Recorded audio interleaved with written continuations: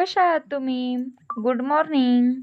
मी आहे अंजली. माझ्या चॅनलवर तुमचे खूप खूप स्वागत आहे. तर ह्या ठिकाणी मी कार्ड कट करून घेत आहे. आता आपण ब्लाऊज शिवण्यास सुरुवात करूया. तर तुम्हाला समजतच असेल तर आपण ह्या ठिकाणी कोणती ब्लाऊज डिझाईन करणार आहोत. तर सर्वात आधी माझ्या चॅनलवर तुमचे सर्वांचे खूप खूप स्वागत आहे. तर ह्या ठिकाणी मी ब्लाऊजची उंची घेतलेली आहे 15 इंच उंची ब्लाऊजची आहे आणि ह्या ठिकाणी गळ्याची लांबी 10 इंचाची आहे. तर ह्या ठिकाणी 2.5 इंचावरती मार्किंग केलेलं आहे आणि वरच्या साईडने 2.5 इंचावरती मार्किंग करून हे दोन्ही पॉईंट जॉईंट करून घेत आहे. तर जॉईंट झाल्यानंतर आता मी गळ्याला आकार देऊन घेणार आहे. तर 2 प्रकारचे आपण पॅच डिझाईन करू शकतात, आतला पॅच आणि बाहेरचा पॅच. तर ह्या ठिकाणी आता मी आतमधून पॅच लावण्याची प्रक्रिया करून दाखवणार आहे. तर या ठिकाणी पानाकडचा ड्रॉप मी शेप केलेला आहे, तुम्ही या ठिकाणी पाहू शकतात. तर आता बाहेरचा पॅच तुम्ही पाहू शकतात. तर मी अशा पद्धतीने आधी पानाकारमध्ये आकार दिलेला आहे आणि ह्या ठिकाणी सर्वात आधी असा आकार देऊन कट करून घेणार आहे. तुम्ही या ठिकाणी पाहू शकतात हा आकार. तर हे पहा, अशा पद्धतीने या ठिकाणी आकार ड्रॉ केलेला आहे. तर आता मी जो पॅचसाठी तयार केलेला आकार आहे त्या आकारावरून ह्या ठिकाणी कट करून घेणार आहे. तर तुम्ही ह्या ठिकाणी पाहू शकतात. आता मी आतमधून एक असा आकार दिलेला आहे आणि आता ह्या ठिकाणी 3 पॅच मी तयार करून घेणार आहे. तर सर्वात आधी आपण जो पॅचसाठी तयार केलेला भाग होता तो सुद्धा आता मी ह्या ठिकाणी कट करून घेत आहे.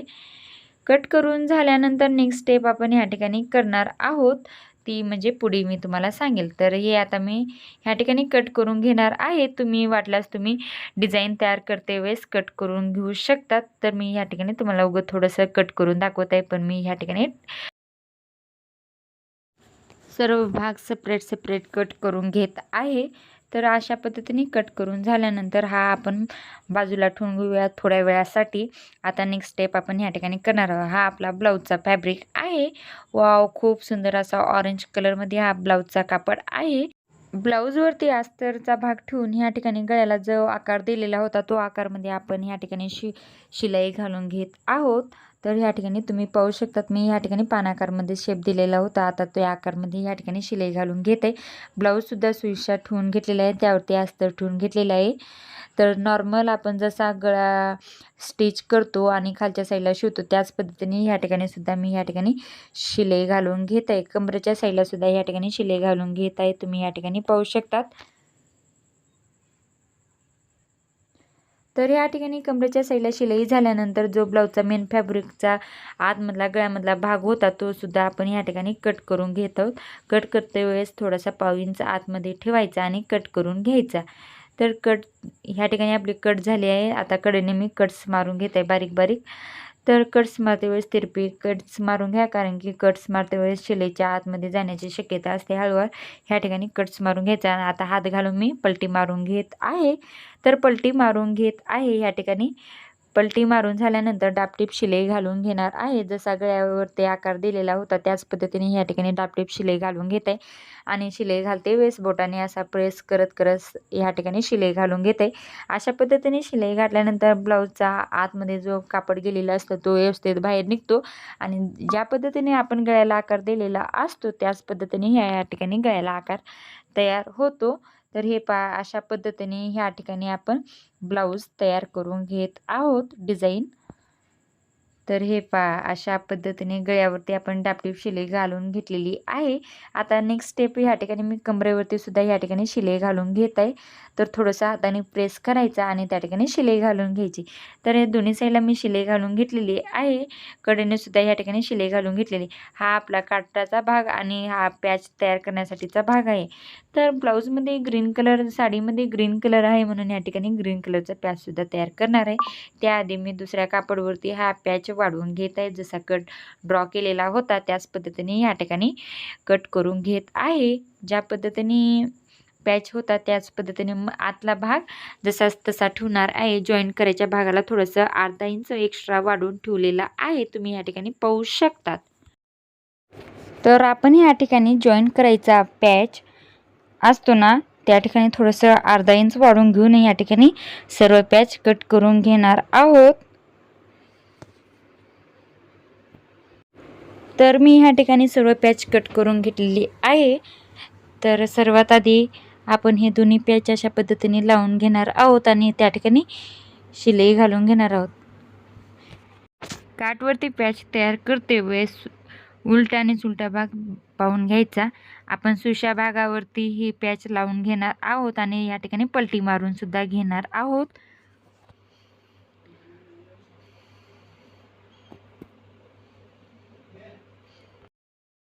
तर आता मी या ठिकाणी दोन्ही पॅच कट करून घेतलेली आहे आणि टचण्या सुद्धा लावून घेतलेली आहे. आता या ठिकाणी मी शिलाई घालून घेत आहे. तर तुम्ही या ठिकाणी पाहू शकतात. तर मी या ठिकाणी शिलाई घालून घेत आहे. तर हे अशा पद्धतीने शिलाई घालून झाल्यानंतर एक्स्ट्रा कापड असलेला ह्या ठिकाणी कट करून घेतला. आता दुसरा सुद्धा त्याच पद्धतीने ह्या ठिकाणी शिवून घेत आहे आणि एक्स्ट्रा जो कापड आहे तो सुद्धा ह्या ठिकाणी कट करून घेत आहे. तर खालच्या साईडला थोडंसं कम पडत होतं म्हणून मी लगेच ह्या ठिकाणी पॅचमधला थोडासा कापड घेऊन ह्या ठिकाणी जॉईन करून लावून घेत आहे. तर तुम्ही ह्या ठिकाणी पाहू शकता अशा पद्धतीने हा खाली थोडंसं कम होतं. तर हे अशा पद्धतीने एवढ्याच कापडामध्ये मी इथलं काम भागवणार आहे. तर हे तुम्ही या ठिकाणी पाहू शकता अशा पद्धतीने या ठिकाणी जॉईन केलेला आहे आणि या ठिकाणी प्रेस करून त्या ठिकाणी एक डबल टिप शिलाई घालून घेत आहे.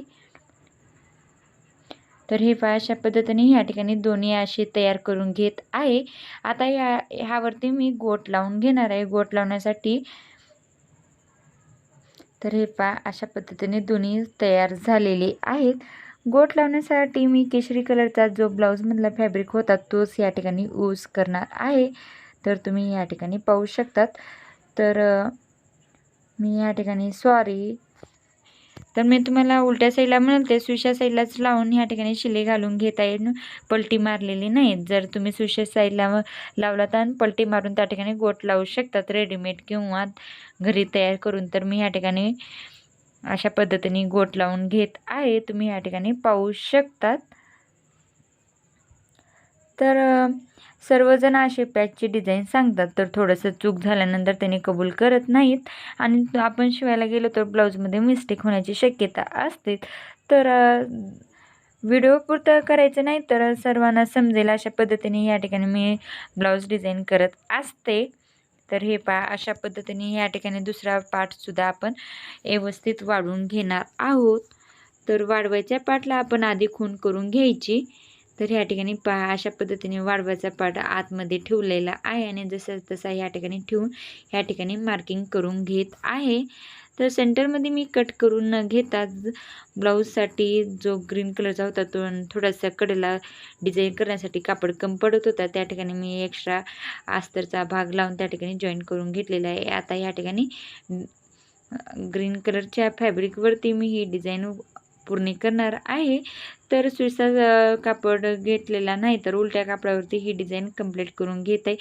पण ह्या आपण पॅचला आपण गोट लावून घेणार आहोत त्यामुळे उलट्या साईडला आपण ही अस्तर जॉईन करून घ्यायची आधीच आणि नंतर पॅच लावल्यानंतर तो वरच्या साईडला व्यवस्थित बसतो.